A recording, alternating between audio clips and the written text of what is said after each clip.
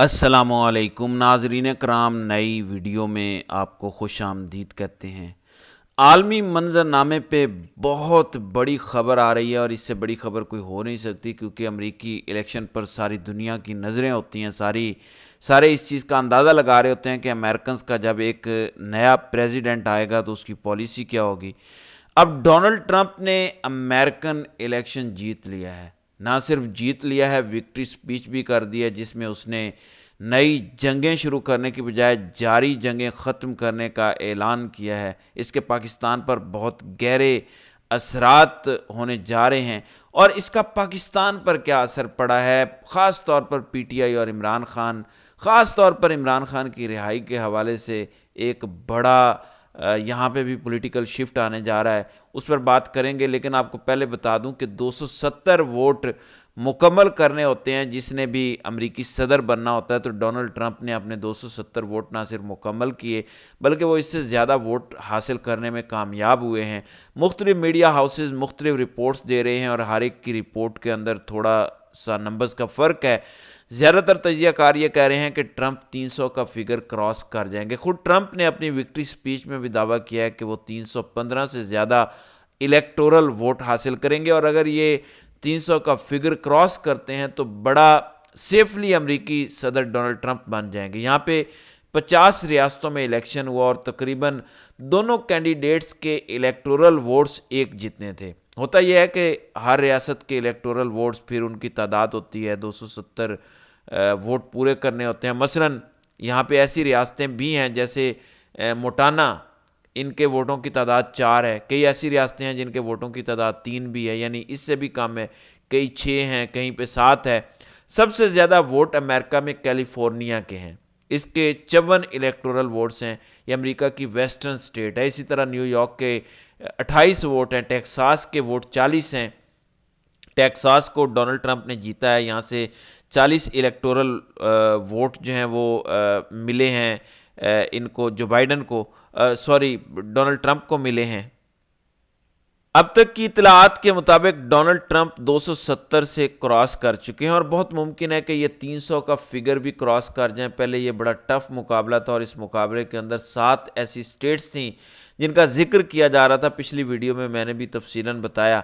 Actually दोनों candidates अपने अपने इलाकों में, जो इनकी अपनी अपनी रियासतें हैं, वहाँ पे वो जीत गए। यानी जितने भी तजियाकार थे उन्होंने कमेला के बारे में जहाँ जहाँ कहा कि ये रियासतें डेमोक्रेट्स जीतेंगे, जो बाइडन की पार्टी जीतेगी, कमेला की पार्टी जीतेगी, तो वो सारी रियासतें वो जीत गया। इसी तरह जहाँ पे डोनाल्ड ट्रंप के बारे में कहा गया कि डोनाल्ड ट्रंप अपनी ये सारी रियासतें जीत जाएगा, तो डोनाल्ड ट्रंप भी अपनी सारी रियासतें जीत गया। देखें अमेरिकन एनालिस्ट ने कितना ज़बरदस्त और एक्यूरेट तजिया किया था और कितना एक्यूरेट अंदाज़ा लगाया था। सर्विस करने वाली कंपनीज ने ज़बरदस्त तरीके से एस्टीमेट लगाया था और उन्होंने बताया कि यहाँ से ट्रंप जीतेगा और यहाँ से कमेला हैरिस जीतेगी।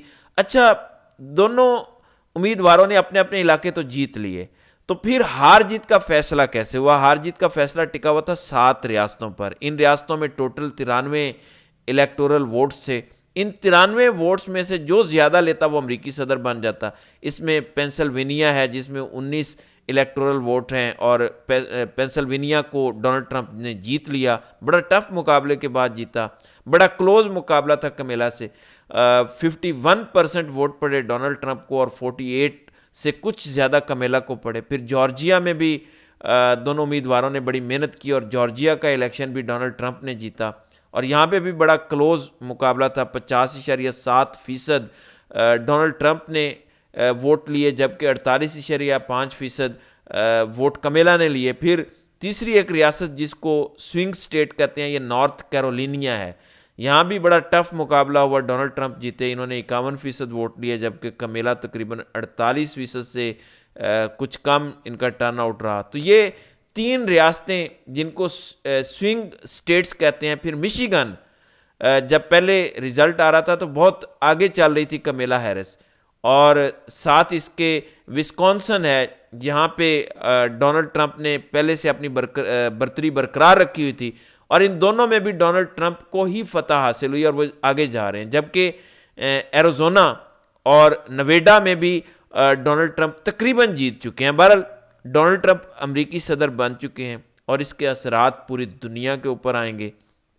एक चीज़ तो क्लियर है, पाकिस्तान तहरीक इंसाफ के लोग डोनाल्ड ट्रंप को सपोर्ट कर रहे थे, जबकि अमेरिकी कैंप्स डोनाल्ड ट्रंप को सपोर्ट नहीं कर रहे थे। मुस्लिम लीग नून या पीपल्स पार्टी के ताल्लुकात हमेशा से डेमोक्रेट्स के साथ बड़े अच्छे रहे हैं। उन्होंने अपनी सारी इन्वेस्टमेंट या अपने सारे अंडे डेमोक्रेट्स वाली पार्टी में टोकरी में रखे हुए थे और डेमोक्रेट्स पर उनका इन्हिसार भी था। माजी में नून लीग डेमोक्रेट्स के लिए कंपेन भी करती रही है, लेकिन इस दफ़ा इनके कैंप्स में बिल्कुल खामोशी थी। इनको अंदाज़ा था कि अगर इस वक्त डेमोक्रेट्स के साथ वो खड़े हुए, ट्रंप के जीतने के इम्कानात हैं, अगर ट्रंप आ गया तो फिर हमारे लिए मुश्किलात ज़्यादा बढ़ जाएंगी। तो आप बैल मुझे मार वाला काम नहीं करना चाहिए। इमरान खान के हवाले से इसके क्या असरात होंगे, इस पर पिछली वीडियो में मैं बड़ी तफसील के साथ बात कर आया हूँ। मज़ीद आपको बताता चलूँ कि अब इमरान खान की रिहाई अनकरीब है और मैं आपको ये यकीन दिला दूँ कि पाकिस्तानी इस्टेब्लिशमेंट इस वक्त यतीम हो चुकी है और ये यतीमों की तरह आहिस्ता आहिस्ता ये खुद अपने हाथों से ना सिर्फ इमरान खान को रिहा करेंगे, बल्कि आपको पाकिस्तान के अंदर तेज़ी से सियासी तब्दीलियां होती नज़र आएंगी, एक पॉलिटिकल शिफ्ट आपको नज़र आएगा। बहरहाल कुछ चीज़ें जो अमेरिकन इलेक्शन के हवाले से बहुत इंपॉर्टेंट हैं।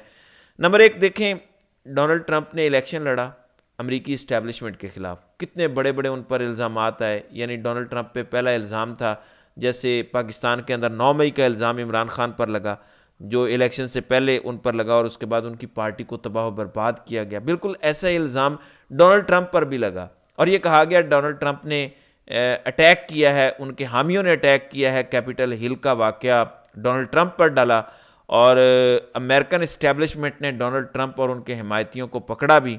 डोनाल्ड ट्रंप पर और भी बहुत सारे केसेस चले, रेप का केस बनाया गया। डोनाल्ड ट्रंप आखिरी वक्त तक बार बार ये कहते रहे कि मुझे मेरे मुल्क की इस्टेब्लिशमेंट निशाना बना रही है और मैंने इलेक्शन इस्टेब्लिशमेंट के ख़िलाफ़ लड़ना है। और लोगों को उन्होंने कहा कि इस्टेब्लिशमेंट के ख़िलाफ़ जीतने का मौका है आपके पास, आप अपना फैसला कीजिए। तो नौजवानों ने बड़ी तादाद में निकल कर डोनाल्ड ट्रंप के लिए वोट किया। फिर डोनाल्ड ट्रंप पर जितने इल्ज़ामात या केसेस थे, उसकी हैंडलिंग डोनाल्ड ट्रंप के मुताबिक कहीं और से हो रही थी। अमेरिकन इस्टेब्लिशमेंट डोनाल्ड ट्रंप को नहीं लाना चाहती थी, वो कमेला हैरिस को लाना चाहती थी और वो ये चाह रहे थे कि डेमोक्रेट्स कंटिन्यू करें, उनके साथ वो कंफर्टेबल थे। ट्रंप को कभी कहा जाता है कि ये कोई कल्ट है, कहा जाता है कि ये सैडेस्ट है, कहा जाता है कि इसका एटीट्यूड अच्छा नहीं है, ये भी कहा जाता है कि इसकी सोच सियासी नहीं है। ये सारी चीज़ें ट्रंप के साथ जोड़ी जाती हैं। हालांकि ट्रंप के दौर में कोई अमेरिका ने नई जंग शुरू नहीं की, बल्कि जो जंगें ऑलरेडी चल रही थी उनको रैप अप किया और यही उसने अपनी अब से कुछ देर पहले की स्पीच में भी ऐलान किया है कि वो दुनिया में जारी जंगों को ख़त्म करेगा। एलॉन मस्क ने बहुत सपोर्ट किया डोनाल्ड ट्रंप को, ऐसा लगता था कि उन्होंने अपना सब कुछ दांव पे लगा दिया है इस इलेक्शन को लेकर। मुझे ये लग रहा था कि अगर डोनाल्ड ट्रंप ये इलेक्शन हार जाते तो इतना नुकसान डोनाल्ड ट्रंप का नहीं होगा जितना नुकसान एलॉन मस्क का होगा, क्योंकि बहुत खुलकर उन्होंने डोनाल्ड ट्रंप की कंपेन की, बहुत खुल के इस इलेक्शन को उन्होंने लड़ा। फिर गूगल ने कुछ 2 नंबरियां की। देखें, अमेरिका की जितनी कमर्शियल स्टेट्स हैं, वाशिंगटन, न्यूयॉर्क, कैलिफोर्निया, यहाँ से बहुत ज़्यादा पैसा जनरेट होता है। यहाँ पे डेमोक्रेट्स तगड़े हैं, तो यहाँ के बड़े बड़े जो पोजीशन होल्डर्स हैं उन्हें लगता है कि डेमोक्रेट्स को जीतना चाहिए क्योंकि इनकी रियासतों के अंदर वो मजबूत हैं। अब गूगल ने क्या किया, और अमेरिका में गूगल के सर्च इंजन की बाइकॉट मुहिम भी शुरू हो चुकी है। गूगल के सीईओ ने ना सिर्फ इस पर वजाहत की बल्कि अपने स्टाफ को उन्होंने कहा कि आप न्यूट्रल रहें। हुआ ये कि गूगल पर ट्रंप और हैरिस को वोट डालने के लिए जो सवालात पूछे गए उस पर अमरीकी अवाम हैरान रह गई, उन्हें सरप्राइज मिला। हुआ ये कि ट्रंप के लिए लिंक्स खुल जाते थे, जबकि कमेला हैरिस को वोट डालने के लिए ना सिर्फ लोकेशन, मुकम्मल एड्रेस के साथ पूरी रहनुमाई का फीचर सामने आ जाता था। यानी वहाँ सपोर्ट ज़्यादा मिल रही थी कमेला हैरिस के लिए। तो गूगल ने वजाहत जारी की है कि ये टेक्निकी गलती है, लेकिन अमरीकी अवाम ने बाइकॉट गूगल की मुहिम शुरू कर दी है और मुतबादिल सर्च इंजन इस्तेमाल करना शुरू कर दिए हैं। तो ये भी एक रिपोर्ट हुआ है।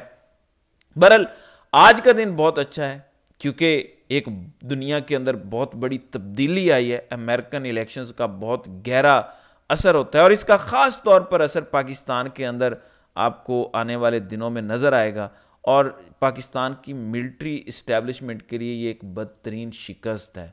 पिछले 2.5 सालों में जो मजालिम, जो डिक्टेटरशिप इस जो बाइडन की सरपरस्ती में पाकिस्तान में दिखाई गई, अब उसके ख़ात्मे का वक्त हुआ चाहता है। और आप देखेंगे कि आइंदा आने वाले दिनों में ये चीज़ें मज़ीद खुलकर वाज़े होना शुरू हो जाएंगी। तो नाज़रीन कराम, आपकी इस वीडियो के हवाले से क्या राय है? आप अपनी राय का इजहार कमेंट सेक्शन में ज़रूर कीजिएगा।